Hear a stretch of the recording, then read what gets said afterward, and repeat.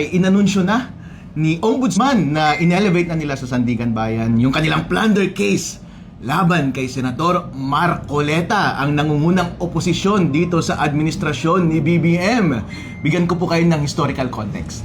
Noong 17th century, nung panahon ni King Charles I, ipinaaresto niya rin yung oposisyon doon sa parliament. Ano po ang nangyari sa England doon?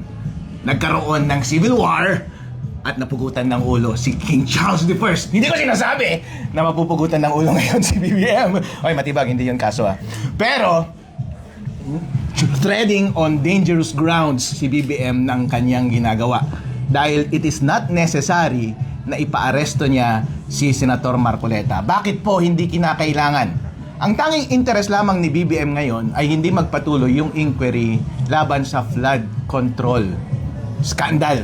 Yun lamang ang interest niya. Hindi naman niya interest na i-undermine yung candidacy ni VP Sara sa 2028. Siya na rin ang nagsabi noong unang panahon na ayaw niya na magpatuloy yung impeachment ni VP Sara. Pero bakit niya pa rin ipinagpapatuloy yung kanyang pang-iipit at pagpapatahimik sa oposisyon? Kasi po, as far as silencing the opposition is concerned, nasolve nyo na po yun. Bakit po? Dahil po, yung majority ng Senate, ang power ng Senate, ay wala na po sa side ni Marcoleta. Kampi niya na po yung Senate at kampi niya na po ang House. At ang real danger lamang naman sa kanyang administrasyon ay kapag nagkaroon ng inquiry at investigation doon sa dalawang houses ng Congress, dahil yun lang naman yung may authoritative na magsalita laban sa korupsyon. Pero since napatahimik niya na yung opposition sa both houses, hindi na kailangan na patahimikin niya pa further si Marcoleta at ipakulong si Marcoleta. Ano ang purpose niya? Ang purpose niya ay para hindi makapag-cross-examine si Marcoleta sa impeachment ni VP Sara. Wow, BBM, I think that is ill-advised. That is ill-advised. Bakit? Wala kang personal interest dun Naiintindihan ko na meron ka pang personal interest doon sa pagpapatahimik ng investigasyon laban sa flood control kasi involved ka, di ba? Kasi sa lahat ng investigasyon natin, ang lumabas, ikaw ang mastermind. Ikaw ang tinuturo ni Zaldico, ikaw ang tinuturo ni Romualdez. At yung sinasabi natin mga bodyguard ni Zaldico, ikaw ang tinuturo. Kaya naiintindihan ko kung patataimikin mo yung investigasyon laban sa flood control.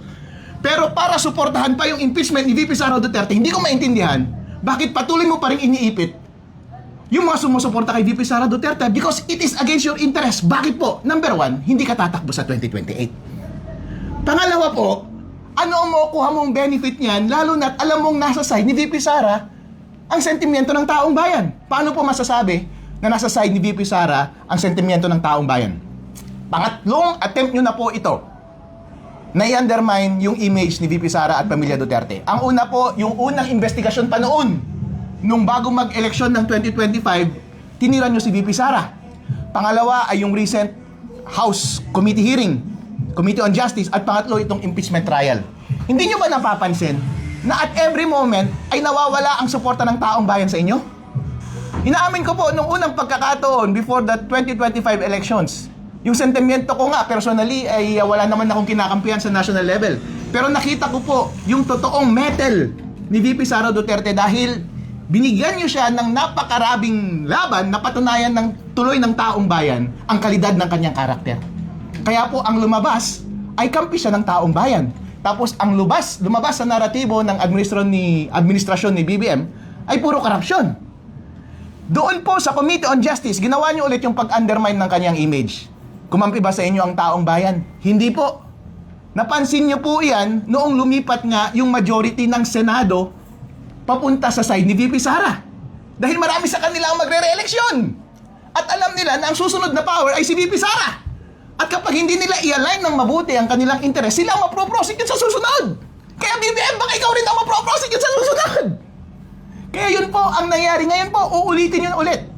Yung pagsira ng kanyang imahe. Sa pangatlong pagkakataon, sa tingin nyo po ba magiging epektibo pa rin?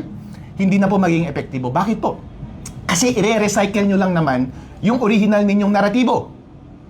Sa dalawang eksperimento ninyo na nauna, hindi na kinagat ng tao. Dahil yung mga witnesses na prinesenta ninyo ay sinungaling. Si Madriaga ay sinungaling. Alam po yan ng taong bayan. Yung painting na sinasabi, hindi naman siya may gawa. Hindi naman gawa ng scholar niya At saka yung mga ebidensya na iprinesenta laban kay VP Sara Duterte ay illegal ang pagkakakuha. Ngayon po, yun pa rin ang gagawin nila ngayong impeachment. Sa tingin nyo po ba magiging kampi nyo pa rin ang taong bayan ngayong susunod? Hindi na po. Hindi po makikinabang ang administrasyong ito sa patuloy nilang pag-a-undermine kay VP Sara Duterte. Therefore, hindi necessary na tanggalin ang oposisyon dito sa impeachment trial at ipakulong si Marcoleta. Mas lalo na po at gagalitin niya ang Iglesia ni Cristo, napakaraming tao niyan. Kaya po iniisip ko, ill-advised on his part na gawin itong bagay na ito. It is against his interest. Kung meron man pong bumubulong sa kanyang tabi at nagsasabi na pabagsakin natin ang imahe ng buong pamilya Duterte dahil silang pinakamataas na tatakbo sa 2028. O sino ang alternatibo mo? Si Risa Hontiveros? Si Rafi Tulfo? O sino pa? Eh wala naman silang lakas. Si Risa Hontiveros sa mga probinsya gumagastos ngayon ng pera, naglalabas ng pera. Pero kilala ba siya ng normal na tao? Hindi po. Kaya kung ikaw po ay magtataya ng iyong kinabukasan, BBM, at para sa iyong safety na rin, mali po ang iyong ginagawa. Kaya wag mong i-overplay yung hand na ibinigay sa iyo ng kapalaran, BBM administrasyon, Jesus Crispin Remulla at Matibag. Okay na napatahimik nyo siguro yung oposisyon as far as Blue Ribbon Committee investigation is concerned. Kasi nagigets ko yun, self-preservation nyo yun. Pero wag masyadong malaki ang ulo, wag nyong sagarin ng masyado. Dahil po, ina-undermine nyo na ang demokrasya ng taong bayan. Yung pasensya ng taong bayan ay may limit lamang. Inuulit ko po ang nangyari kay Charles I noong 17th century. Dahil kinontra niya ang kanyang oposisyon, pinaaresto niya at pinakulong niya yung oposisyon niya sa kanyang parliament nung panahon na iyon. Wala na pong ibang pupuntahan pa ang taong bayan. Kaya hindi niya naiwasan na nagkaroon ng civil war at napugutan siya ng ulo. Ang sinasabi ko lang po kay BBM, for your sake, please tread carefully. Vice, anong nakikita niyo magiging malaking epekto kung nagtagumpay po yung administrasyon na ipakulong si Senator Marcoleta po? Ay, hindi ko po alam dahil hindi po ako manghuhula. Pero ang alam ko po ngayon, ang taong bayan po ay galit na galit. Hindi po sila satisfied sa performance ng administrasyong ito. Ang trabaho po ng executive ay paunlarin ang bawat Pilipino. Bigyan sila ng yaman at maginhawang buhay. Ano po ang inatupag ni BBM simula nung siya ay nakaupo? Ano po ang kanyang pangako noon? Babawiin niya ang pangalan ng kanyang pamilya. Dahil akala ng taong bayan, yung tatay mo noon siguro magaling sa pagpapatakbo ng ekonomiya, kaso nga lang nagnakaw, ito na yung chance mo. Since alam mo na you were advised fairly kung anong mali niyang ginawa, siguro hindi mo na uulitin. Pero inulit pa rin po ang pagnanakaw, and bagkus atupagin yung ating ekonomiya, ang inaatupag ay kinakasuhan at pinapakulong ang kanyang mga kalaban. At kung sino-sinong kinakampihan, wala naman siyang interes. Buti sana kung maganda yung kanyang taya. Kinakampihan niya yung mga sinasabing so-called progressives. Meron ba silang champion? Kung titingnan niyo po ang history sa bawat laban, kailangan mo ng champion. Ang mentality ng taong bayan at psyche ng mga Pilipino, kailangan natin mag-side sa isang malakas na karakter at personalidad na mamuno sa atin. Pero sino po ang pinapresenta nilang champion? Hindi naman po kilala. So ang tanging ginagawa nyo lamang ay ina-undermine ninyo yung confidence ng mga Pilipino at mas lalo ninyong pinapalaki ang galit nila laban sa inyo. Last na lang po, Vice, mensahe nyo na lang po at panawagan sa ating mga kababayan na nanonood sa inyo ngayon. Mga kababayan, well, bantayan natin ang susunod na mangyayari dito sa ating bansa. Ang nakalinya po ay yung impeachment na magsisimula na sa Monday. So far, inaamin ko po, talunan talaga tayo. Bakit po talo?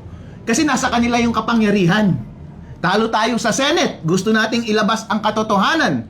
Mapanagot ang lahat ng nagkasala. Ilabas ang lahat ng impormasyon about sa flood control scandal. Napatahimik po nila, hindi po ba? Hindi na po tutuloy. So, talo po tayo doon.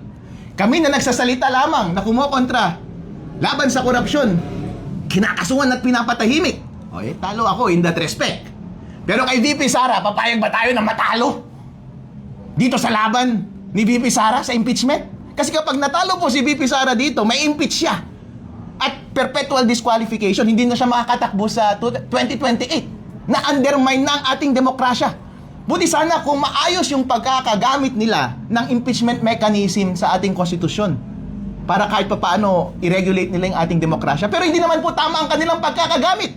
Peke ang mga witness, hindi maganda ang pagkakakuha ng mga ebidensya, at sino yung mga alternative na gusto nilang ipresenta para mamuno ng bansang Pilipinas.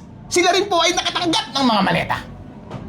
So yan po ba ang paraan para ma-appease ninyo ang taong bayan? Hindi po.